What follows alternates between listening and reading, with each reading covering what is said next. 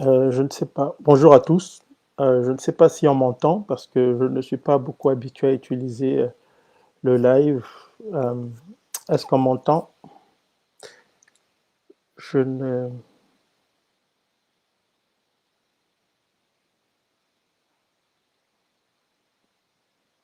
euh, on ne m'entend pas. Il n'y a pas de son? Euh, Est-ce que vous m'entendez? Ah, d'accord. Donc on m'entend très bien. Écoutez, je ne veux pas être long. Je veux juste. Je vais aborder la question ukrainienne, la crise que traverse actuellement l'Ukraine très rapidement. Et je veux le faire parce qu'il y a eu beaucoup de demandes. On m'a posé beaucoup de questions en réaction à mes derniers posts sur cette crise.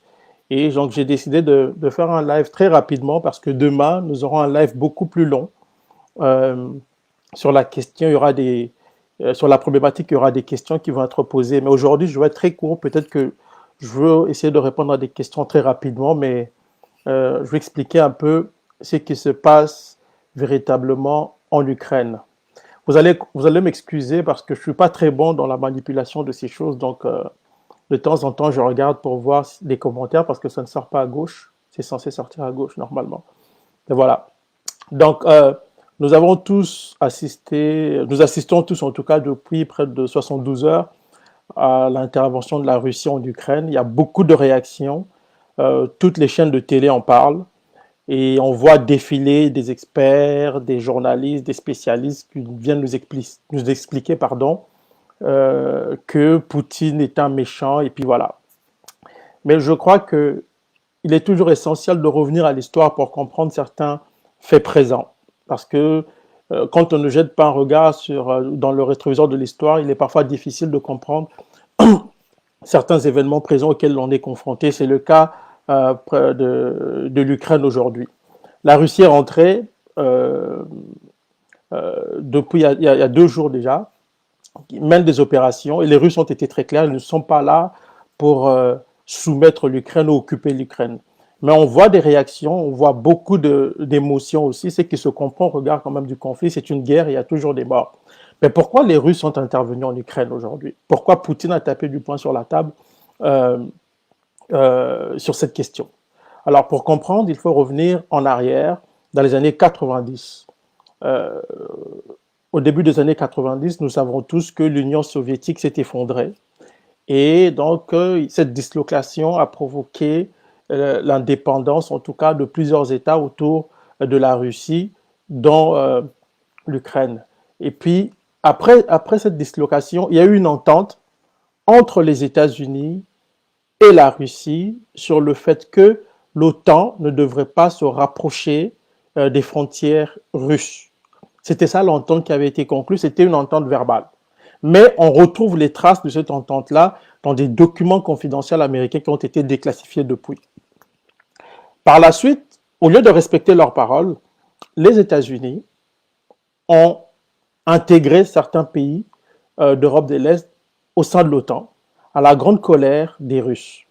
À plusieurs reprises, Vladimir Poutine a insisté et est revenu sur cette question, a demandé des discussions avec les États-Unis pour arrêter cette progression, mais les Américains ne les ont pas écoutés. Non, ne l'ont pas écouté. Mais avant d'aller plus loin, avant d'aller plus loin, je vais vous parler d'un stratège américain dont les écrits permettent de comprendre justement ce qui se passe aujourd'hui.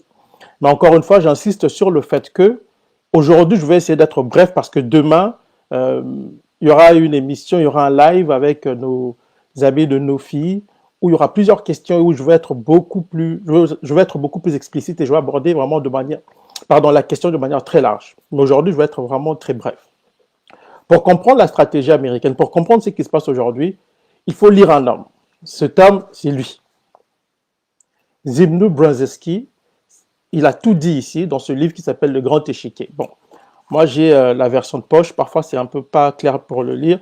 J'ai imprimé quelques passages de son livre qui permettent de comprendre ce qui se passe aujourd'hui. Zbigniew Brzezinski a été le conseiller du président américain démocrate Jimmy Carter dans les années 80, dans les années 70. Et Brzezinski a été l'un des artisans, en fait, de la montée en puissance des combattants afghans à l'époque d'Oussama Ben Laden. On peut même on peut le considérer d'une certaine manière comme un peu le père d'Oussama Ben Laden parce que il est celui qui a piloté la stratégie américaine à l'égard de l'Union soviétique en Afghanistan, Zbigniew Brzezinski. Le même Brzezinski s'est retrouvé par la suite conseiller d'Obama. C'est très important de le savoir. En 1997, il a écrit ce livre que je vous ai présenté, donc Le Grand Échiquier, l'Amérique et le reste du monde. Donc ce livre porte sur la stratégie des États-Unis dans le monde présent. Et Brzezinski explique beaucoup de choses dans son livre. Il parle aussi de la question ukrainienne. Et ses écrits permettent de comprendre, comme je vous l'ai dit tantôt, ce qui se passe aujourd'hui. Je vais essayer de vous lire quelques extraits pour comprendre. Brzezinski dit ceci. L'Eurasie, donc la Russie et puis tout le côté de l'Asie là-bas, l'Eurasie reste l'échiquier sur lequel se déroule la lutte pour la primauté mondiale. Donc pour lui, il faut contrôler cette région. Si les États-Unis est présent dans cette région, les États-Unis vont dominer le monde. Ça, c'est la perspective de Brzezinski. Donc, dans cette optique, il a élaboré toute une série de propositions. Il dit que l'Europe doit être la tête de pont de l'Occident d'Eurasie et l'OTAN doit aussi jouer un rôle là-dedans. Alors, sur l'Ukraine, il dit ceci. Lui, il considère que l'Ukraine devrait jouer un rôle de pivot géopolitique. Et à ce sujet, il écrit, il dit, on est en 97, c'est vraiment important de le savoir, en 97. Il dit, quoi que l'avenir nous réserve, on peut raisonnablement conclure que la primauté américaine sur le continent eurasien sera soumise à des fortes turbulences et même confrontée à des épisodes de violence. Donc, il anticipe déjà ce désir américain d'occuper, de contrôler l'Eurasie va mener sûrement à des violences, c'est lui qui le dit. Et dans sa ligne de mire, il y a deux puissances, la Russie et la Chine, qui sont considérées comme des puissances qui vont peut-être limiter les ambitions américaines en Eurasie. Et donc, Brzezinski écrit, il dit, le dilemme se résume à un choix entre équilibre tactique et dessein stratégique. Ça, c'est ce qu'il écrit. Mais il lance un défi aux Russes, et écoutez bien ce qu'il dit ici. Pour que le choix de l'Europe et en conséquence de l'Amérique se révèle fructueux, la Russie doit satisfaire à deux exigences. Tout d'abord, rompre sans ambiguïté avec son passé impérial. Ensuite, cesser ces tergiversations à propos de l'élargissement des liens politiques et militaires entre l'Europe et l'Amérique. En d'autres termes, Brzezinski demande à la Russie de se soumettre. Et donc, il y a tout un pan, dans son livre, il y a vraiment tout un chapitre où il parle de l'Ukraine et il dit ceci.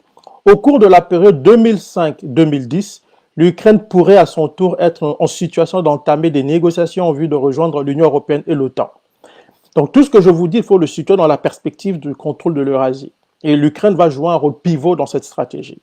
Et Brzezinski, en tant que stratège, après avoir parlé de l'adhésion de l'Ukraine, il dit autre chose. Il pose la question. Une question essentielle se pose. Ce scénario se déroulera-t-il dans un environnement apaisé ou dans un contexte de tension avec la Russie? La réponse, nous l'avons aujourd'hui avec l'intervention de la Fédération de Russie en Ukraine pour des raisons que l'on va comprendre maintenant, qu'on comprend déjà en partie en lisant les extraits du livre de Brzezinski, mais aussi au regard du comportement que l'Occident a adopté à l'égard de la Russie ces dernières années. En 2000, au début des années 2000, on a vu plusieurs pays d'Europe de l'Est intégrer l'OTAN, ce qui permettra à l'OTAN de se rapprocher des frontières russes. Poutine s'est plaint. En 2007, en Allemagne, il a été très clair lors d'un sommet consacré à la sécurité en Allemagne. Il a clairement fustigé le comportement unilatéral des États-Unis et il a appelé à un monde où toutes les puissances vont prendre en considération les intérêts et la sécurité des autres pays. C'est cette histoire, vous avez souvent entendu parler de l'indivisibilité de la sécurité. C'est ça le problème de fond. Les Russes disent ceci. L'OTAN a le droit d'assurer la sécurité de ses membres, mais cela ne doit pas se faire au détriment de la Russie. Si assurer la sécurité des pays de l'OTAN consiste à assurer une certaine instabilité à la Russie, alors là, il y a un problème. Et c'est tout le problème des Russes. Ils ont expliqué, ils ont essayé de négocier. Les Occidentaux n'ont pas voulu les écouter. Pourquoi? Parce qu'après l'effondrement de l'Union soviétique, vous avez vu, il y a eu des gens qui ont écrit c'est la fin de l'histoire, c'était le début d'un monde unipolaire. On a imposé une vision du monde dans laquelle tout le monde devait se soumettre aux intérêts, aux desiderata de l'Empire américain. Et pour les Russes, cela a posé problème. Et cela permet de comprendre aussi pourquoi Vladimir Poutine, à un moment donné, a accéléré la modernisation de l'armée russe. Parce que les Russes ont compris que les Américains attendent une chose d'eux, c'est la submission. Ils ont compris aussi que la stratégie américaine passe par le contrôle des pays qui entourent la Russie, de sorte à créer une sorte de ceinture autour de la Russie et de bien le contrôler. Et les armes que les Américains ont déployées dans des pays d'Europe de l'Est, dans les pays baltes et tout ça, ce ne sont pas seulement des armes défensives, comme on nous dit, comme on l'explique. Ce sont aussi des armes qui peuvent neutraliser les systèmes d'armement offensifs des Russes. Et c'est la raison pour laquelle les Russes ne sont pas contents. Ils ont mis en garde, les Occidentaux n'ont pas écouté. En 2008, quand l'OTAN a commencé à penser à l'adhésion de l'Ukraine et de la Géorgie, les Russes ont vu rouge et on a vu l'expédition rapide de la Russie en Géorgie où on a déstabilisé une partie du pays à travers l'Abkhazie et puis l'Ossétie du Sud. Ça, c'était une mise en garde des Russes. Mais les Américains n'ont quand même pas voulu entendre raison, ils ont continué. Et même, ils sont allés très loin en voulant non seulement intégrer ces pays, mais faire de ces pays-là, en fait, des postes avancés de la stratégie américaine contre la Russie. Parce qu'au fond, la crise actuelle en Ukraine l'Ukraine est un prétexte. L'Ukraine est un prétexte. Nous assistons aujourd'hui à une rivalité entre grandes puissances par Ukraine interposée. Et malheureusement pour les Ukrainiens, ils n'ont pas compris que les intérêts de l'Ukraine ne sont nécessairement pas ceux des États-Unis. En 2014, il y a eu un coup d'État en Ukraine où l'on a porté au pouvoir des gens qui sont proches des courants néo-nazis et qui sont à la botte des États-Unis. Le coup d'État de 2014 en Ukraine a été piloté par les États-Unis qui ont dépensé 5 milliards à l'époque. Et ce que je dis n'est pas une vue de l'esprit, cela a été confirmé par des responsables américains, dont Madame Victoria Nuland, qui est aujourd'hui à la manœuvre encore autour de Joe Biden. Donc, vous avez ce portrait-là. Et donc, les Russes, en décembre, vous avez vu, les Russes, ils ont posé des conditions sur la table. Ils ont dit, bon, par le passé, nous avons discuté. Vous avez dit que vous n'allez pas étendre l'OTAN vers les frontières russes. Vous l'avez fait. Et quand nous vous posons la question de savoir pourquoi, vous dites que vous ne vous êtes jamais engagé. Les Russes ont dit, ben, cette fois, vous allez vous engager par écrit. C'est la raison pour laquelle Poutine avait rédigé ce document-là avec les exigences russes pour discuter avec les États-Unis. Vous allez remarquer que les Russes n'ont pas voulu discuter avec les Européens parce qu'ils considèrent les Européens, à juste titre, comme des vassaux. Ils savent très bien que les maîtres du jeu, ce sont les Américains, ce ne sont pas les Européens. Et je vous rappelle encore une fois, quand vous regardez la stratégie de Brzezinski dit ceci, la France, l'Allemagne, l'Union européenne vont jouer le rôle pivot pour le camp des États-Unis. Ce sont des acteurs dans un grand jeu mis en place par les États-Unis. C'est la raison pour laquelle les Russes, en fait, n'ont pas voulu discuter avec les Européens. Ils ont envoyé leurs documents aux États-Unis. Parce que le maître, ce sont les États-Unis. Ce sont les États-Unis qui sont à la manœuvre. Ce sont les États-Unis qui poussent l'Ukraine à défier la Russie pour des raisons que nous comprenons. Et il y a aussi dans ce débat un côté très hypocrite. On dit que oui, ben, les Russes disent oui, l'Ukraine ne doit pas adhérer à l'OTAN. Mais il y a mieux. Aujourd'hui, sans même l'adhésion de l'Ukraine dans l'OTAN, l'OTAN est quand même là. Les pays de l'OTAN opèrent en Ukraine. Ça veut dire qu'on n'a pas nécessairement besoin d'avoir l'Ukraine dans l'OTAN pour pouvoir agir. Juste avec les vassaux qui sont à Kiev, les Américains peuvent agir. Et le problème ici pour les Européens est qu'ils sont eux-mêmes à la solde des États-Unis, à la remorque, pardon, des États-Unis. Ils sont incapables de défendre les intérêts de l'Europe. Et pour une fois, je suis très d'accord avec le président Nicolas Sarkozy, l'ancien président français. Au sortir de sa discussion avec le président français Emmanuel Macron, Sarkozy a dit qu'il faut revenir, il faut retourner à la table de discussion. Il a dit une chose que beaucoup de gens n'ont pas compris. Il dit l'Europe doit avoir une force propre à elle-même et il faut discuter avec les Russes parce qu'on ne discute qu'avec ses adversaires ou ses ennemis. En réalité, Sarkozy passait un message pour dire que L'Europe, Sarkozy sait que l'Europe est à la solde des États-Unis. Il était président de la France. Il a été dans la même posture, à un point tel qu'on l'a surnommé Sarkozy l'Américain. Mais pour une fois, Sarkozy, vous savez, quand on est en dehors du pouvoir, on est beaucoup plus lucide et les réalités du pouvoir sont telles qu'il y a des choses que l'on fait parfois, pas parce qu'on le veut le faire, mais parce que les réalités du pouvoir ou les enjeux, les rapports de force l'imposent. Mais Sarkozy n'est plus au pouvoir. Et il peut maintenant dire clairement qu'il faut discuter avec la Russie. L'Europe doit assurer son propre destin. Les propos de Sarkozy, en fait, traduisent un malaise, un mal-être au niveau de l'Europe, où il y a des gens qui essayent de se sortir de la domination américaine et d'autres qui sont là. C'est le cas des pays baltes. Les Français, les Allemands sont à la remorque des États-Unis, mais ils ne semblent pas beaucoup aimer ça. Et c'est la raison pour laquelle les Français et les Allemands sont allés voir Poutine pour discuter des accords de Minsk qui avaient été signés, je crois, en 2015 ou 16, je ne me rappelle plus, sur la question, par exemple, des républiques sécessionnistes dans l'est de l'Ukraine. Mais le problème, encore une fois, c'est que les Français le font pour éviter la guerre, mais en même temps, ils tiennent des propos qui font que les responsables européens, ces deux responsables-là, français et allemands, ne sont pas dignes de confiance. En fait, ils sont écartelés entre le fait de défendre les intérêts de l'Europe et de travailler, de se retrouver à la remorque des États-Unis, de se soumettre aux desiderata des États-Unis. C'est la position de l'Europe aujourd'hui, ce qui fait que la Russie, qui comprend que l'Europe ne pèse pas, qui comprend que les dirigeants français, par exemple, ont un double langage. Tantôt, ils disent qu'on va discuter, on comprend les problèmes de la Russie. D'autre part, ils tiennent des propos outrageants, menaçant parfois la Russie, comme si la France avait la capacité de dominer la Russie. Donc, on est dans des postures qui posent problème. Et au final, Poutine a dit, écoutez, je vais réagir. Il est allé en Ukraine pour régler la question. Je ne crois pas que la Russie va occuper l'Ukraine. Ce n'est pas l'objectif des Russes.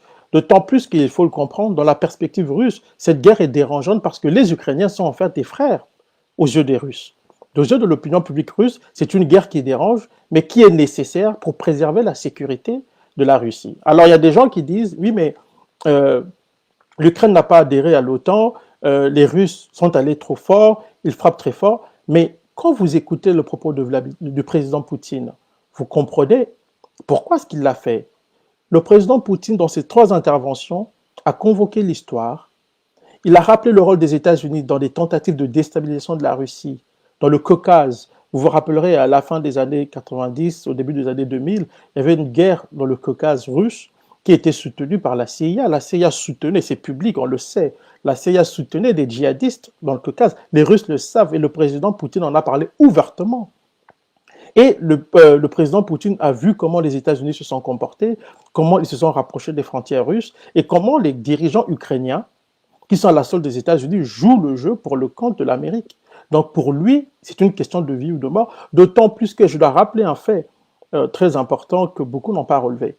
Il y a 2 ans et demi, 3 ans, le patron de l'OTAN, le général Todd Wolters, à une question au Sénat américain, avait clairement dit qu'on pouvait utiliser l'arme nucléaire très rapidement, de manière très réduite contre la Russie. L'allusion à la Russie était très claire. Et c'est la raison pour laquelle, dans cette affaire, Poutine a tapé du poing sur la table et a menacé, sans le dire ouvertement, d'utiliser l'arme nucléaire. Parce que sa dernière déclaration, qui a été adressée directement aux États-Unis, c'est une déclaration qui a été adressée aux États-Unis. Et quand il dit que ceux qui vont s'interférer dans nos affaires, ils vont voir ce qu'ils n'ont jamais vu, je vais casser leurs dents et tout ça, c'est une allusion à l'utilisation de l'arme nucléaire. Pourquoi? Parce que dans la tête des Russes, si eux n'attaquent pas, c'est eux qui vont disparaître de la carte. Et écoutez bien le propos du président Poutine. Ce n'est pas un comédien, ce n'est pas quelqu'un qui est dans la théâtralisation, comme un certain nombre de dirigeants occidentaux. C'est quelqu'un qui est très froid dans l'analyse des situations et des enjeux. Il a la réputation d'être un grand stratège. Et quand quelqu'un d'une telle froideur parle avec ses tripes, il faut le prendre très au sérieux parce que ça peut être extrêmement dangereux.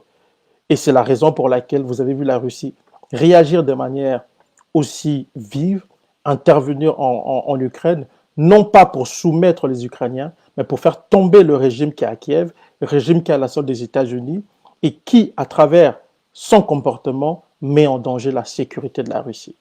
Donc, en gros, c'est ça l'enjeu. Demain, on aura un live plus long où je veux développer plusieurs sujets parce que sur cette question, c'est un peu complexe. Il y a beaucoup de choses à dire à ce sujet. Mais je voulais aujourd'hui simplement répondre aux questions qui m'ont été posées en privé, des gens qui m'appellent pour me demander ce qui se passe. Il y a une question qui est souvent revenue qui est de savoir est-ce que on peut, ça peut virer une troisième guerre mondiale? Je peux vous dire que jusqu'à la veille de l'intervention russe, je ne le croyais pas. Aujourd'hui, je crois que c'est possible. On ne peut, c'est une éventualité qu'on ne peut plus écarter. Si les Occidentaux s'aventurent à intervenir en Ukraine d'une manière ou d'une autre, il y a de fortes chances que la Russie utilise l'arme nucléaire et cela peut conduire à une troisième guerre mondiale. Mais je ne pense pas que les Occidentaux le feront parce qu'ils sont conscients de la supériorité militaire de la Russie. Ils en sont conscients et ils ne vont pas aller mourir en Ukraine pour le beau yeux des Ukrainiens. Pour une simple raison, c'est une stratégie d'abord américaine. Si elle ne marche pas, on va essayer de trouver d'autres alternatives parce qu'au fond, c'est une guerre de puissance par Ukraine interposée. Donc l'Ukraine n'étant qu'un détail dans ce grand jeu de grande puissance, on ne va pas envoyer des gens ou déclencher une troisième guerre mondiale pour elle. Mais attention, on ne sait jamais parce qu'un dérapage, on sait comment ces grandes guerres commencent. C'est souvent des dérapages qui conduisent à ce genre de conflits majeurs. Donc, en gros, voilà. Et je vais essayer simplement de prendre des questions rapidement et essayer de répondre avant de nous quitter. Euh, J'essaie de voir les questions. Parfois, oui, la CIA, c'est un institution terroriste. Les choses doivent prendre des décisions. Euh, oui, sur les sanctions, moi je pense qu'il y a un problème. Vous savez, dans les relations internationales, il faut éviter les émotions. Euh, Ce que je constate aujourd'hui, d'abord, les sanctions ne vont pas marcher parce que les Russes, ils sont déjà, en tout cas, les Russes ont pris leur disposition. Ils étaient prêts aux sanctions, à faire face aux sanctions. Mais l'autre chose, c'est que l'on constate aussi du côté occidental beaucoup de théâtralisation. Quand on dit qu'on va bloquer les fonds, l'argent de Poutine et de Lavrov, on a envie de sourire puisqu'on sait que dans la loi russe, pardon, il est interdit d'avoir la double nationalité quand on occupe certaines fonctions, d'avoir des fonds à l'étranger. Donc les Russes, Poutine n'a pas de compte en banque à l'étranger. Ça, c'est beaucoup plus de la gesticulation qui est destinée à amuser les opinions publiques en Occident. C'est tout. Mais je pense, moi, personnellement, qu'il faut revenir à la table des discussions parce que ce conflit va se régler par la discussion. Mais je pense que la Russie va imposer un état de fait qui va faire que maintenant, les États-Unis vont les écouter. Voilà. Euh, où sont les autres questions? Je suis un peu incapable de voir parfois les questions, vous savez. Oui, les accords de Minsk ont été signés en 2015, évidemment. Merci beaucoup, Adama. Euh, Quoi d'autre? Donc, s'il n'y a pas d'autres questions, je vais... Attendez. Euh, Poutine Azamonga, là. Une seule crainte est qu'ils ne sont pas... Poutine n'a pas préparé l'après-Poutine. Bon, on ne le sait pas. Moi, je ne pourrai pas en parler parce que je ne suis pas dans la tête de Poutine pour savoir si qu'il a préparé ou non. Mais je crois que c'est quelqu'un de très brillant. Tout le monde lui reconnaît, y compris ses adversaires, et je pense qu'il va préparer la relève. Euh, euh, Installé au pouvoir un pro-russe. Oui, je crois que la stratégie de la Russie est d'avoir quelqu'un qui va placer l'Ukraine dans une position de neutralité dans cette affaire. Pour les Russes, le plus important est que l'Ukraine soit neutre. C'est tout. Ils n'ont pas besoin d'avoir un valet nécessairement. Ce n'est pas en fait dans la logique ou même dans le paradigme russe. Les Occidentaux, leur paradigme, c'est la domination, la soumission des autres peuples. Ce n'est vraiment pas le cas des Russes. On peut le constater quand on observe un peu leur stratégie militaire depuis le début de l'opération il y a 2 jours. Euh, et la Chine dans tout cet échiquier. La Chine, et c'est très intéressant le cas de la Chine. Euh, la Chine, on peut, la Chine s'est abstenue lors du vote aujourd'hui au Conseil de sécurité. Et après, ils ont dit qu'ils comprennent la position de la Russie dans le dossier ukrainien. Cela veut simplement dire que la Chine est avec la Russie. Et je crois que les experts occidentaux qui disent que oui, mais la Chine est embarrassée se trompent.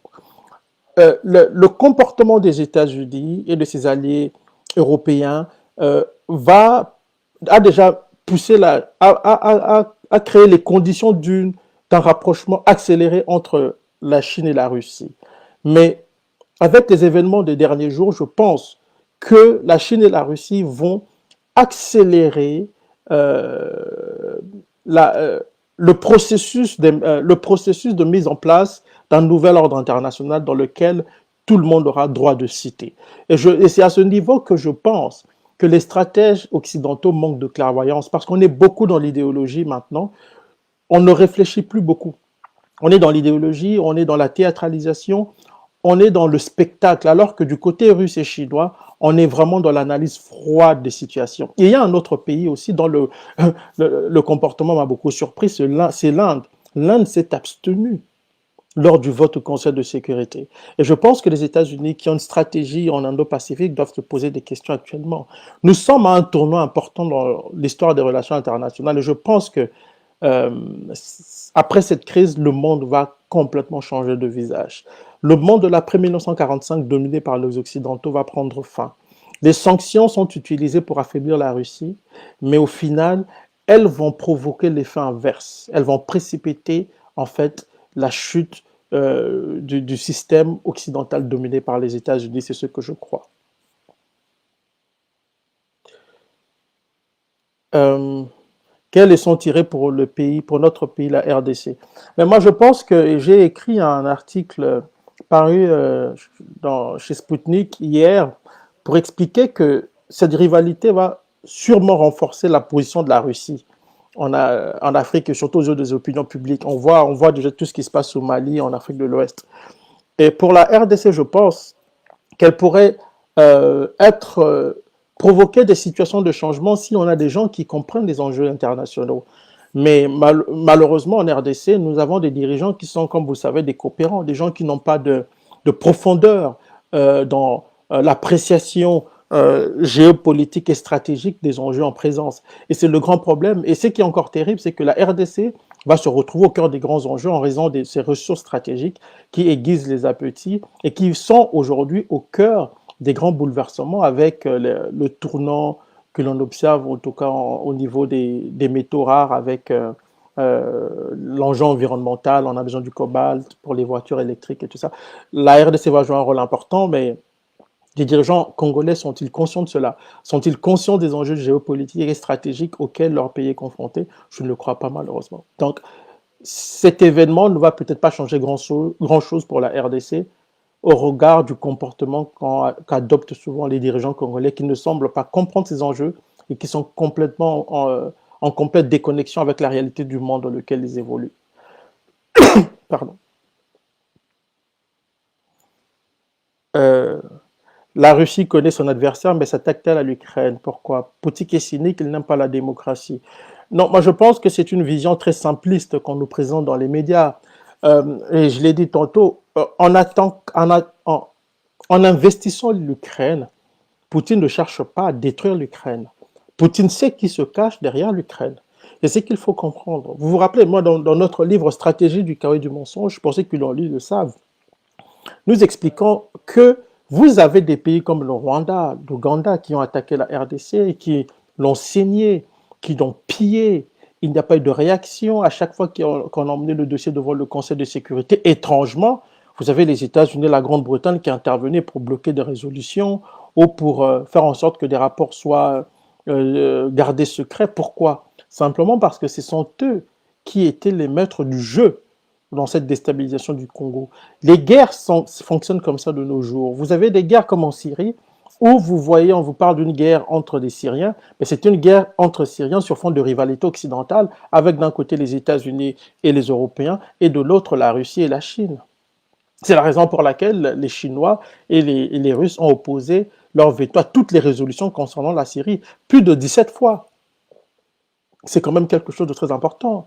Donc, ce ne sont pas des conflits simples comme ça où Poutine s'attaque à l'Ukraine au nom de la démocratie. Moi, j'ai entendu beaucoup d'universitaires occidentaux, des experts qui disent que oui, mais c'est parce que Poutine est contre le modèle démocratique. Bon, il faut dire aussi que la plupart des universitaires qui passent, ce sont des gens qui sont très idéologiques. Tout ce qu'ils disent n'est pas soutenable. Il n'y a pas de preuve qui permet de comprendre ça. Quand on est dans l'idéologie, on raconte n'importe quoi. Vous vous rappelez, et là, je veux interpeller les universitaires, les Africains de manière générale, nous qui suivons, parce que les Africains sont beaucoup branchés sur les médias occidentaux, nous assistons actuellement à une guerre de l'information qui est terrible.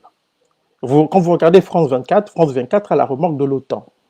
Quand vous regardez les chaînes françaises, c'est comme ça. C'est normal, c'est un pays de l'OTAN. Les journalistes sont dans leur rôle. Mais ce qu'il faut comprendre de la guerre de l'information, c'est que les journalistes, les universitaires, font partie du dispositif, du pays ou de l'ensemble auquel ils appartiennent. C'est important de le savoir. Donc, quand un universitaire passe à la télé, à France 24, à RFI, à LCI, qui vous dit oui, ce monsieur docteur, il a Sciences Po, ce n'est pas ce qui compte, ce n'est pas le titre qui compte. Le titre ne veut rien dire. En tant qu'universitaire, je peux vous le dire, le titre ne veut rien dire. Il faut toujours vous poser la question de savoir d'où cette personne parle, pour qui elle parle. C'est ça qu'il faut comprendre. Beaucoup d'experts, beaucoup d'universitaires parlent pour l'OTAN. Quand j'entends un homme que je respecte beaucoup, M.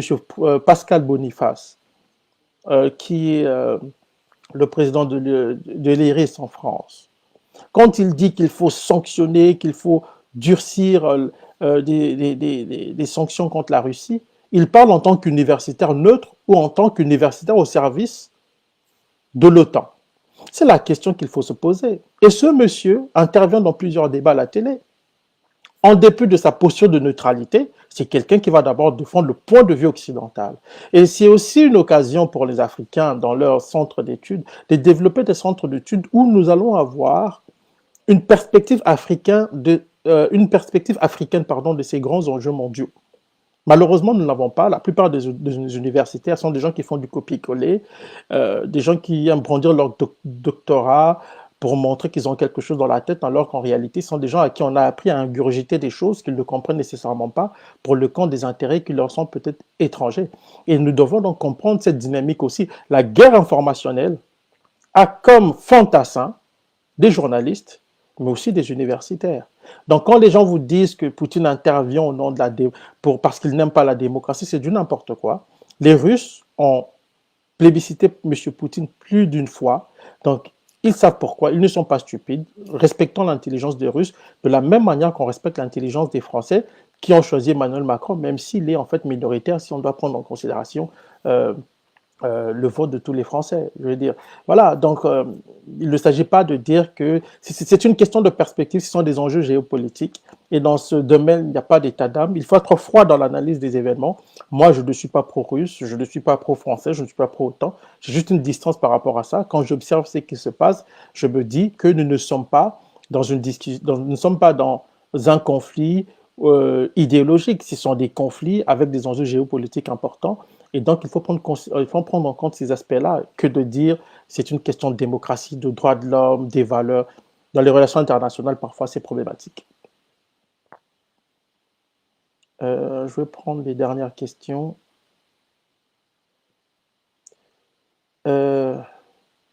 Pourquoi Vladimir Poutine demande aux militaires ukrainiens de prendre le pouvoir en chassant Zelensky? Oui, mais justement, c'est un peu ce que je disais tantôt, c'est que l'objectif des Russes n'est pas de combattre les Ukrainiens, parce qu'ils savent que l'Ukraine a été prise en otage par des gens qui ont fait le coup d'État en 2014 et qui sont soutenus par les États-Unis. Et ce sont ces gens-là qui sont contre les Ukrainiens de l'Est, donc les russophones, qui ont martyrisé les russophones. Ce sont ces gens-là que la Russie vise actuellement. Ce n'est pas le peuple ukrainien. Et je pense que s'il y a un coup d'État en Ukraine aujourd'hui et que des militaires ukrainiens nationalistes prennent le pouvoir, il y aura des discussions avec les Russes et la guerre va prendre fin. J'en suis persuadé. Pensez-vous que la Russie pourrait utiliser sa tour comme première frappe nucléaire vers n'importe quel pays? Mais ça va dépendre, je n'en sais rien, je ne suis pas dans la tête des dirigeants russes. Je pense que tout va dépendre aussi du comportement des Occidentaux. Si les États-Unis et leurs alliés franchissent la ligne rouge tracée par le président Poutine, il y aura des réactions et l'arme nucléaire pourrait être utilisée. Parce que les Russes sont vraiment prêts à utiliser l'arme nucléaire. Il ne faut pas prendre cela à la légère. Poutine est très déterminé. Il faut comprendre la psychologie de Vladimir Poutine. Il est dans la posture de quelqu'un qui considère qu'il est dos au mur et que s'il ne se bat pas avec l'énergie du désespoir, il va être détruit. C'est comme ça qu'il réfléchit et c'est la raison pour laquelle il a fait montre d'une dureté dans la gestion de cette affaire. La position d'Israël dans le conflit, vous savez, Israël a une position. Beaucoup de pays ont une position assez complexe parce que Israël est quand même un bon allié de la Russie aussi. Et c'est la raison pour laquelle, vous voyez, il y a beaucoup d'États qui sont un peu distants par rapport à cette affaire. Et je pense que c'est aussi le cas de l'État d'Israël. Euh, quels moyens de politique mettre en place pour l'évacuation des compatriotes en Ukraine? Je n'en sais rien. J'ai vu qu'il y avait beaucoup d'Africains en Ukraine, mais je ne sais pas ce que les pays ont mis en place comme moyen pour les évacuer. Ce que j'ai vu à France 24, c'est qu'il y a un jeune Congolais qui a dit qu'ils allaient se déplacer dans des pays voisins le temps que la situation se mette en place. En tout cas, le temps que les choses reviennent à la normale. Mais je ne sais pas si les États ont mis en place des stratégies pour évacuer leurs ressortissants. Pourquoi l'adhésion de la Lituanie, ouais, de la Lettonie et de l'Estonie n'inquiète pas la Russie contrairement à celle d'Ukraine? Non, ce n'est pas. Je pense que c'est une très bonne question. Ce n'est pas que ça n'inquiète pas, c'est qu'au moment où ça a été fait, la Russie n'était pas en position de s'imposer face à l'Occident. C'est ça qu'il faut aussi comprendre. Ce qui n'est pas le cas aujourd'hui. À l'époque, euh, les gens ne se rendent peut-être pas compte d'une chose. Quand Poutine prend le pouvoir au début des années 2000, à la fin des années 90, au début des années 2000, la Russie est complètement par terre. C'est un pays totalement désarticulé, dominé et soumis par les États-Unis. Et il y avait près de 40% des Russes qui mangeaient dans les soupes populaires. Il faut comprendre ça. Donc Poutine prend un pays, se retrouve à la tête d'un pays totalement désarticulé. Donc le temps de remettre la Russie en marche et que la Russie revienne, en tout cas récupère sa puissance, ben, les États-Unis intégrer certains pays. Et à plusieurs reprises, vous avez vu la guerre d'Irak. Les Russes ont observé sans bouger. Et tout ça, ça laisse des traces. Et c'est la raison pour laquelle les Russes avaient compris qu'il était dans leur intérêt de moderniser leur armée. Ils l'ont fait et maintenant ils s'imposent sur la scène internationale. J'entends souvent des universitaires français dire oui, ben, Poutine rêve de la grande Russie de l'époque. Ça n'a rien à voir. Il y a même des gens qui disent, en France particulièrement, que oui, mais Poutine rêve de la grande Russie parce que c'est un petit pays. La, la Russie peut écraser la France. Là. Donc si la France n'est pas capable, n'a pas été capable de régler le problème au Sahel, ce n'est pas à la Russie que la France va faire de leçons. Mais on comprend ça, ça fait partie de la mentalité française, on leur pardonne, des autorités françaises, on leur pardonne. C'est aussi simple que ça. S'il y a une troisième guerre mondiale, qui seront les potentiels gagnants? Difficile à dire, je ne suis pas prophète pour le savoir. Ce qui est sûr, la Russie a quand même une certaine avance sur le plan militaire et ça, c'est connu, c'est reconnu chez les Occidentaux et particulièrement chez les Américains. Il suffit de lire les documents stratégiques des pays de l'OTAN et notamment des États-Unis, même des think tanks, pour s'en apercevoir. Là, la supériorité militaire de la Russie est établie. Mais en cas de guerre mondiale, vous savez, il y a plusieurs dynamiques qui rentrent en ligne de compte, donc les alliances et tout ça, donc je ne pourrais vous le dire. Que penses-tu de Kemi Seba? Ben, je pense Kemi Seba essaie de mener son combat du mieux qu'il peut. C'est un ami, c'est un frère, on se connaît très bien. Et je salue son combat et tout. Et puis voilà, c'est quelqu'un qui essaie de se battre du mieux qu'il peut. Il faut que les gens comprennent aussi qu'il y a une autre Afrique qui est en train d'émerger. Une Afrique qui refuse les leçons, qui refuse la soumission. Et dans le cas de Kémy, vous savez, Kémy a grandi en France, donc il y a des réalités auxquelles il a été confronté qui l'ont aussi forgé. Donc, nous sommes tous le produit des environnements dans lesquels nous évoluons. Et c'est aussi le cas de Kémy Seba. Et je pense qu'il mène un combat qui est noble. Il défend le continent du mieux qu'il peut avec les moyens qui sont les siens. Donc, on ne peut pas le lui reprocher. Et d'ailleurs, je le salue. Euh, penses-tu que la Chine fera de même avec Taïwan? Ah, mais la Chine, le processus, je n'en sais rien. Je ne sais pas comment les Chinois. Est-ce que les Chinois vont utiliser la force? Pour l'instant, je n'en sais rien, mais je pense que tôt ou tard, il faudra, en tout cas dans la perspective chinoise, récupérer Taïwan ou le soumettre tout simplement. Et encore là, vous avez l'exemple un peu de la stratégie américaine qui consiste à utiliser des États, certains États comme étant des éléments pivots de sa stratégie. Et Taïwan en est un dans l'équation. au niveau en tout cas de l'Asie par rapport à la Chine. Et je crois que tôt ou tard, les Chinois vont réagir et ils auront avec la Russie. C'est la raison pour laquelle il faut prendre conscience de ce qui est en train de se passer maintenant, parce que les grands acteurs sont en train de se positionner en fonction des accointances, mais aussi de ce que sera le monde de demain. Et il y aura une rivalité. Soit elle sera militaire, mais ce qui pourra conduire à l'extinction de notre planète, ou alors les gens vont trouver des moyens pour accepter la réalité du monde multipolaire dans lequel nous sommes déjà. Cette guerre peut-elle s'étendre à d'autres pays européens? C'est possible, tout va dépendre en fait de la posture des uns et des autres. Si les États-Unis ou en tout cas les Européens décident de jouer, de bousculer les Russes en Ukraine, c'est sûr que la Russie va réagir et le président Poutine a été très clair à ce sujet. Y a-t-il un regret de la part de la Russie de n'avoir pas pu empêcher l'assassinat de Kadhafi? euh, Oui. Et d'ailleurs, moi je l'explique dans mon livre Objectif Kadhafi. Les Russes, vous savez, l'affaire libyenne a été vécue comme un affront par les Russes et les Chinois, et particulièrement les Russes. Et à partir de l'affaire libyenne, les Russes et les Chinois ont juré de ne plus jamais laisser l'OTAN s'aventurer sur d'autres théâtres d'opération.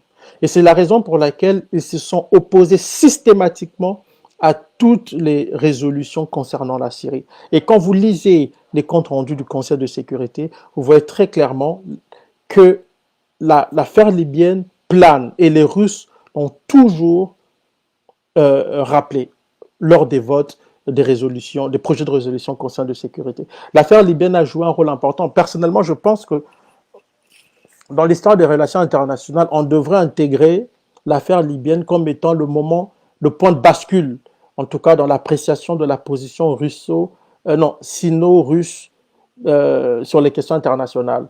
Parce que l'opposition systématique aux résolutions qui concernent non seulement la Syrie, mais d'autres pays, y compris les pays africains, en dit long sur la perception que ces gens ont de ce qui s'est passé en Libye.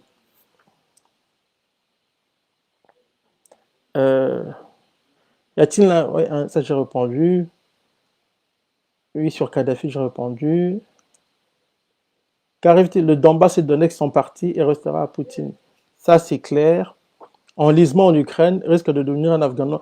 Oui, mais je ne pense pas que les Russes vont aller en Ukraine pour y rester. Ils ne sont pas bêtes. L'expérience afghane est encore fraîche dans les esprits. Il y a une chose que j'ai remarqué chez Poutine qui est très important. C'est le recours systématique à l'histoire. Et c'est à l'heure réécouter des interventions du président Poutine, ces 3 dernières interventions, il y a un rappel historique, pas seulement sur ce que les Occidentaux ont fait à la Russie, mais aussi les erreurs des élites russes dans l'appréciation des événements, autant durant la Deuxième Guerre mondiale qu'à la suite de l'effondrement de l'Union soviétique. Donc, Poutine est quelqu'un de très brillant, qui a une très grande culture générale et une grande maîtrise de l'histoire russe. Et je ne pense pas que Poutine va aller s'enliser en Ukraine. Ils ne le feront pas. L'objectif, comme je l'ai dit, c'est de briser le gouvernement qui est en place, d'avoir des gens qui vont faire de l'Ukraine un État neutre, un État tampon entre la Russie et l'OTAN, comme cela avait été demandé par les Russes pendant longtemps. Le commandant Massoud en Afghanistan, oui. Mais je n'ai pas beaucoup étudié le camp du commandant Massoud. Il serait malhonnête et même, je trouve, il ne serait pas éthique de ma part de parler d'un sujet que je n'ai pas vraiment traité dans les détails. Je connais le commandant Massoud, on a fait beaucoup de pubs à son sujet en Occident. Je sais qu'il a été tué à la veille du 11 septembre et je sais qu'il il s'est battu pendant longtemps contre les talibans, mais à part ça, je ne connais pas vraiment certains aspects de sa vie comme il se doit là. Désolé, je ne pourrais vraiment pas répondre à votre question. Euh, Qu'est-ce qui bloque pour que Kiev tombe? Ben, je sais, il y a une résistance qui est normale. Je pense que c'est la capitale. Si Kiev tombe, c'est fini. Mais je pense que les Ukrainiens ont envie de négocier. Le président Zelensky, qui est quand même un bon humoriste, là, parce que c'était un acteur de cinéma, il faut le rappeler, c'est un humoriste. Le président Zelensky a demandé à discuter avec le président Poutine, mais Poutine a refusé. Je pense que Poutine sait pour qui roule Zelensky, et je pense que Zelensky aussi se rend compte qu'il est dans une position assez intenable. Les Russes sont prêts à discuter avec les Ukrainiens très rapidement. Il suffit d'avoir les bonnes personnes, les bons interlocuteurs, et ça va se régler très rapidement, ils vont rentrer chez eux. Pourquoi la Russie n'assume pas sa présence en Afrique? Ce n'est pas la Russie, et ça, c'est une question que je veux traiter plus en détail demain, parce qu'on aura un live demain avec nos amis de Nofi Afrique. Je veux la traiter plus en détail demain. J'ai toujours eu un problème avec les Africains qui pensent que l'avenir de l'Afrique passe par la soumission aux grandes puissances. Les Africains doivent avoir d'abord une vision pour eux, pour leur avenir, pour leur peuple, avant de chercher des parapluies protecteurs. Quand on a une vision pour soi-même, on peut facilement discuter avec l'autre, et même si on veut avoir un parapluie protecteur, on saura au moins où l'on va. C'est ça qui est très important. Et ce n'est pas le cas des pays africains aujourd'hui. Et regardez ce qui s'est passé au Mali. Je suis, à la différence de beaucoup d'Africains, je suis un peu pessimiste par rapport à ce que j'observe au Mali. Mais j'espère peut-être que les gouvernants vont trouver les voies et les moyens pour sortir le pays de sa situation calamiteuse. Mais je reviendrai demain dans le live que je vais donner à nos amis, avec nos amis de Nofi.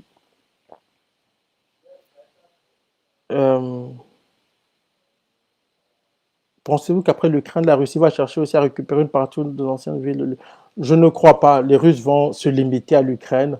Ils vont avoir la personne, un dirigeant neutre en Ukraine, et ils vont rentrer chez eux. Ils ne vont pas s'aventurer au-delà de l'Ukraine. D'autant plus qu'il faut le comprendre, les Ukrainiens, ce sont les frères aux yeux des Russes. Donc Poutine en est conscient. C'est la raison pour laquelle il s'est adressé à son peuple, aux Russes et aux Ukrainiens. Et c'est la raison pour laquelle il s'est adressé à l'armée ukrainienne en disant: vos parents ne se sont pas battus pour avoir des néo-nazis au pouvoir. Donc c'est ça aussi qu'il faut comprendre. Les Russes, Poutine est quelqu'un de très brillant, contrairement à au portrait qu'on nous présente dans les médias occidentaux, où l'idéologie prime sur la réflexion stratégique. Et donc voilà. Euh, cette guerre aura-t-elle une incidence dans le rapport Afrique-Occident? C'est très clair, surtout pour les opinions publiques africaines qui suivent ce qui se passe. Je pense que cette guerre aura de retombées. Je l'ai écrit dans un papier sur Sputnik que vous pouvez trouver sur mon mur, ou aller directement sur sputnik.fr et vous allez trouver l'article. Euh, Pourquoi la Chine ne soutient-il pas ouvertement la Russie? euh, La Chine soutient la Russie. Sur le plan diplomatique, il y a aussi la posture qui compte. La Chine s'est abstenue de voter contre s'est abstenue de voter pour la résolution présentée par les États-Unis aujourd'hui. Et les responsables chinois ont dit comprendre la position de la Russie dans ce dossier. C'est un soutien. Il faut savoir décrypter parfois les propos sur le plan diplomatique. Il est important de lire entre les lignes pour comprendre le fond de la pensée d'une personne qui tient des propos qui peuvent paraître parfois ambigus. Sur le plan diplomatique, c'est très, très, très fréquent. Wagner est un bras séculier de Poutine, oui ou non? euh, Il faut comprendre une chose. Wagner, c'est une firme de mercenariat qui officiellement n'existe pas en Russie. Mais la Russie peut utiliser Wagner dans sa stratégie de guerre hybride. Tous les États le font. On insiste sur le cas Wagner en Afrique parce que ce qui dérange les Français, les Occidentaux en Afrique, c'est qu'il y ait d'autres acteurs, et en particulier la Russie ou la Chine. Bon, la Chine c'est déjà acté, mais le retour de la Russie dérange. Le cas Wagner, c'est un épiphénomène, c'est pas aussi important qu'on l'imagine là. On nous fait croire des choses dans les médias occidentaux qui... Mais il est vrai que la Russie peut utiliser Wagner dans sa stratégie de guerre hybride, comme le font tous les grands États qui utilisent des mercenaires partout sur des théâtres d'opération qu'ils veulent contrôler. Les Américains sont les champions en la matière, de toute façon. Mais on n'en parle pas beaucoup parce que ce sont les Européens. Demain, dans le live, je vais vous parler de l'importance de contrôler certains médias étrangers, comme le font les Occidentaux, à l'égard des médias russes en Europe. Parce que vous allez comprendre que la guerre de l'information se fait de plusieurs manières. Et si vous ne contrôlez pas certains médias, on va conditionner vos populations. Parce que la guerre se déroule aussi sur ce terrain-là. Il faut en être conscient. Au Mali, tes réflexions sont nulles, merci, c'est gentil. Euh, que pensez-vous des effets négatifs de la guerre en Ukraine sur le continent africain? Les effets négatifs, je n'en sais rien, mais ce que je crois, c'est que beaucoup d'Africains soutiennent la Russie. Vous savez, les Africains n'ont quand même pas oublié l'intervention de l'OTAN en Libye, qui a fait des dizaines de milliers de morts. Les Africains ne l'ont pas oublié. Donc quand les Occidentaux parlent du respect du droit international, ça peut faire sourire, ça peut même énerver la raison, parce que Ils sont les premiers à les fouler aux pieds. Je pense que les Occidentaux sont pris dans leur propre piège, comme je l'ai dit dans mon article. Vous ne pouvez pas prétendre défendre le droit international dans certains coins du globe, en Ukraine, et passer votre temps à le fouler aux pieds quand cela fait votre affaire. Les gens ne sont pas stupides, il faut compter sur l'intelligence des gens. Et je pense qu'au niveau de l'Occident, il faut une remise en question profonde, ce qui ne semble pas être le cas, comme l'a d'ailleurs reconnu et l'a affirmé l'ancien ministre des Affaires étrangères français, Dominique de Villepin, qui a dit, je cite, les Occidentaux ont un problème, c'est qu'ils ne savent, les démocraties ont ce problème de ne pas se remettre en question. Et c'est le grand problème. Votre prochain livre, il y en a deux, et que vous allez découvrir bientôt. Un sur le Moyen-Orient et puis un sur la région du Grand Lac. Euh, le profil d'un dirigeant neutre, bah, c'est de placer son pays dans une posture qui va faire qu'il ne pourra pas s'attirer les foudres des uns des autres. C'est aussi simple que ça. Mais est-ce que les Occidentaux vont l'accepter? Est-ce que les Américains particulièrement vont l'accepter? Ça, c'est une autre histoire. En tout cas, en ce qui concerne l'Ukraine, quoi. Euh, Vous croyez que les Américains, les Français et autres n'ont pas de mercenaires, mais j'ai bien dit qu'ils ont des mercenaires, ils en ont même beaucoup plus que les Russes. C'est la raison pour laquelle, pour moi, la question de Wagner est secondaire. Parce que, et puis de toute façon, les Africains ont le droit de négocier, de traiter avec qui ils veulent, même avec le diable. C'est leur choix, ce sont des pays souverains. Donc le débat sur Wagner en France, parfois, est énervant dans la mesure où il y a des gens qui pensent que le Mali est la chasse gardée de quelqu'un. Non, le Mali est un pays africain indépendant qui a le droit de prendre des décisions en fonction de sa souveraineté. On ne peut pas le lui reprocher. S'ils font affaire à Wagner, s'ils font appel à Wagner, c'est leur droit. Bonjour Patrick, est-ce que la majorité des Ukrainiens sont favorables, à votre avis, à l'action russe? Si oui, pourquoi? Mais honnêtement, je ne saurais le dire. Il faut reconnaître une chose, c'est que depuis que l'Ukraine a basculé dans le camp occidental et avec les tensions avec la Russie, beaucoup d'Ukrainiens, en tout cas du côté de Kiev et des villes avoisinantes, sont pro-occidentales et s'opposent beaucoup à la Russie. Mais c'est un travail qui a été mené en amont, en aval par les Américains à travers des financements, à travers la présence à Kiev des hommes liges. Les Américains l'ont reconnu ouvertement. Aujourd'hui, la question de savoir, est-ce que si la situation bascule, et qu'on se retrouve avec une Ukraine dirigée par un dirigeant neutre, est-ce que la russophobie va-t-elle perdurer encore? Je n'en sais rien. Mais je crois qu'aujourd'hui, quand même, il y a une grande partie des Ukrainiens qui sont contre l'action de la Russie, mais on peut comprendre cela. On peut comprendre cela au regard de la propagande, au regard de tout ce qui se raconte sur leur pays. Mais il faut être très prudent. Je suis très prudent parce que l'Ukraine est composée de beaucoup de russophones, de beaucoup de Polonais, et d'une catégorie de ceux qui sont considérés comme entre guillemets enfin tous ce sont des Ukrainiens, mais vous comprenez, il y a des groupes de population là-bas, là-dedans, là, il faut faire très attention. Moi, j'ai lu aujourd'hui, je lisais un document aujourd'hui dans lequel il était mentionné qu'il y a beaucoup de pro-russes aussi. Quand vous vous rapprochez de Kiev ou dans les alentours, ils sont peut-être pas majoritaires, mais il y en a. Donc c'est aussi le problème de ces États avec les groupes ethniques qui règnent, voyez-vous. Mais c'est sûr aujourd'hui que l'intervention ne fait pas de heureux, surtout pas à Kiev. Ça, c'est sûr et certain dans les villes avoisinantes. Mais à l'est de l'Ukraine, par contre, l'intervention de la Russie a été bien accueillie. C'est un peu tout le problème hein, de ce pays avec ces différents groupes de population. Donc, la position des Ukrainiens dépend en fait de leur positionnement, si tu veux, si vous voulez, ethnique. C'est un peu comme en RDC, nous avons plusieurs groupes ethniques. Il y a ceux qui soutiennent le pouvoir pour X, Y raison et qui vont trouver normal que le traitant avec le Rwanda. Il y a d'autres qui vont dire, au Kivu, qui vont dire non pour des raisons historiques et politiques que nous connaissons. C'est un peu ça. Mais c'est sûr que l'intervention dérange quand même un certain nombre de personnes à Kiev et dans les villes avoisinantes. En Ukraine, à l'est de l'Ukraine, dans le Donbass, c'est autre chose. Euh, Comment Poutine a-t-il fait pour sortir du joug de l'autre Sam après que celui-ci ait dominé pendant des années l'URSS? Il a travaillé, il a pris des mesures conservatoires, c'est un dirigeant visionnaire, et puis voilà, c'est tout. Et il avait une vision de ce qu'il devrait faire pour son pays, et je crois que c'est cette vision qui manque aussi aux élites africaines. La solution ne serait-elle pas de faire de l'Ukraine une zone tampon? Je pense que oui. C'est ce que demandent d'ailleurs les Russes. Et c'est ce que les Français, parce qu'on oublie de le dire, les Français et les Allemands ont toujours été contre l'adhésion de l'Ukraine dans l'OTAN. Parce qu'ils savent, ils ont toujours su, qu'une adhésion ou une demande d'adhésion de l'Ukraine dans l'OTAN va provoquer la colère de la Russie. Et c'est la raison pour laquelle les dirigeants français ont toujours refusé cela, les dirigeants français et allemands.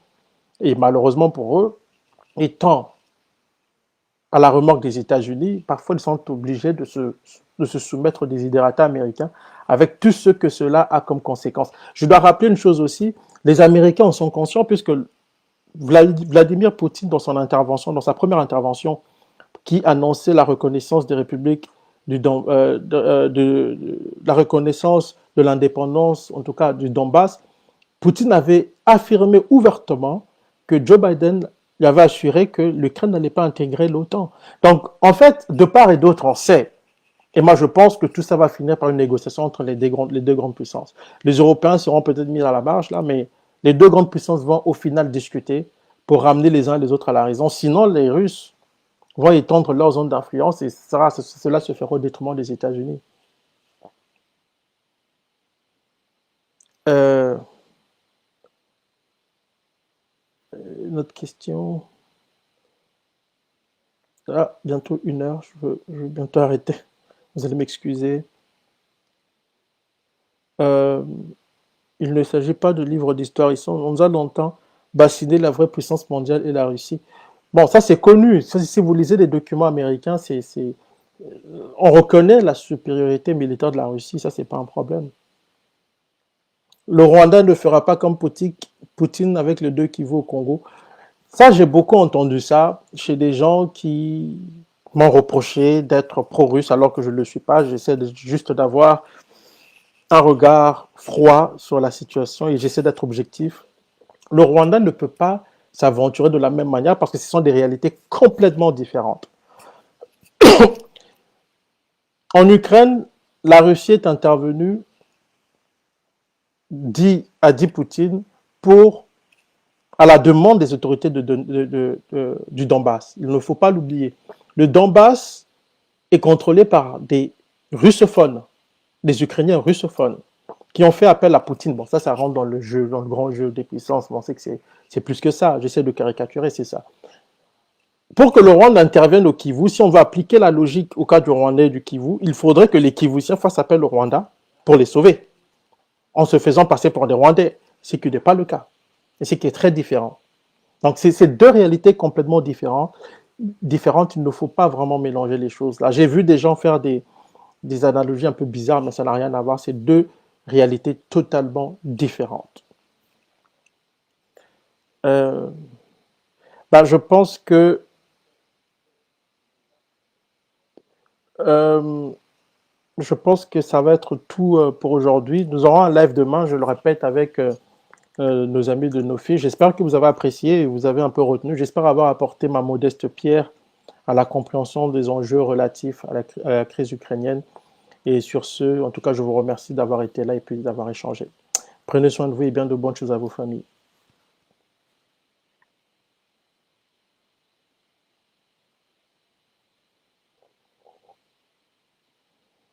Vous voyez, quand je vous dis que je ne comprends rien à ce truc-là, c'est ça. Ah ouais, arrêtez la vidéo, c'est par ici. Allez, à plus les amis.